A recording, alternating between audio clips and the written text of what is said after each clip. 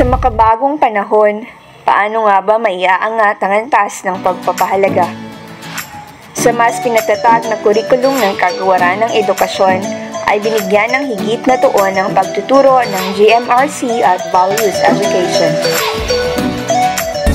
Kung kaya naman, ang Moreno Integrated School ay patuloy na bumubuo ng mga programang tutugon sa mga pagbabago at hamon. Segundo, huwag kalimutang maging marespeto, tantaon pa man ang lumipas.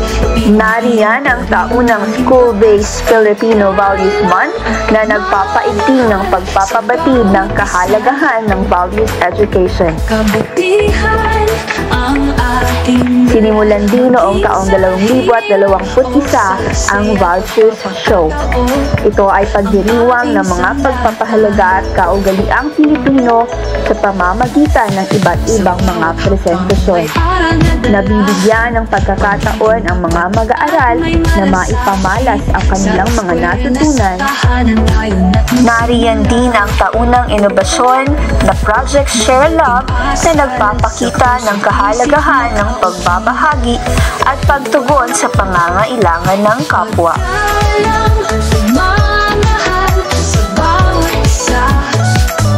Binuksan din ang mga oportunidad para sa paglago ng espiritual na aspeto ng mga mag-aaral. Nagaganap ang buwan ng misa para sa mga Katolikong mag-aaral.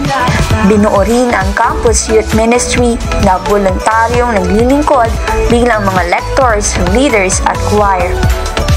Sila rin ang nangunguna sa pagdarasal sa pagdalaw ni Ina. Naisasagawa rin ang sabayang pagdarasal tuwing ika-3 ng hapon, kung saan ang lahat ay nag-aalay ng 1 minutong taimtim na pananalangin.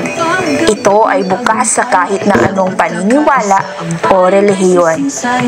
Naghahandog din ng mga pagtatanghal na doksolohiya ang CYM upang makapagbigay ng makabuluhang pagpapapuri sa Panginoon.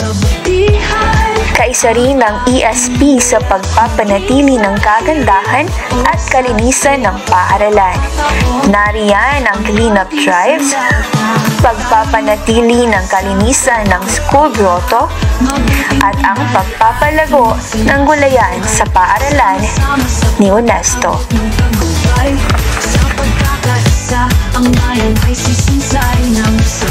Bukas rin ang Moreno Integrated School sa pag-abot ng tulong sa mga naapektuhan ng kalamidad.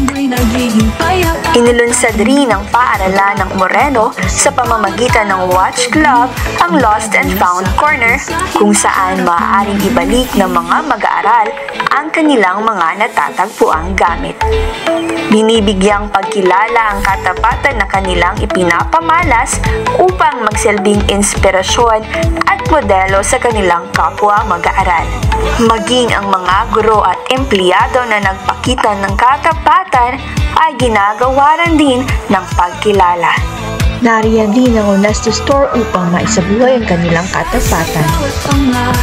Taglay ang nag-aalab na determinasyon upang maimulat ang mga kabataan sa kabutihan at kaugaliang Pilipino ay buong tapang na tinanggap ng mga guro ng Moreno Integrated School ang hamon ng pagiging isang ganap na Values Restoration Officer.